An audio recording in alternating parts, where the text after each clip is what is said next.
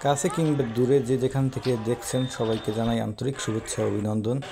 আজ বিকেলে ঘুরতে বেরিয়েছিলাম পরিবার নিয়ে প্রাণের কলাপাড়া শহরে।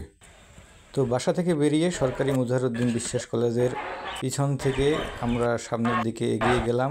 পুকুরের দৃশ্যটা খুবই ভালো লাগলো। এখানে এসে দেখি বিশাল খেলার আয়োজন, ফুটবল খেলা চলছে।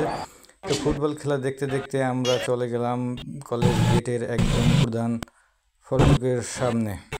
আমাদের উদ্দেশ্য ছিল তারুণ্যের উৎসব মেলা কলাপাড়ায় দেখার জন্য। মেহেরাব বায়না ধরেছিল সকাল থেকেই সেখানে যাবে।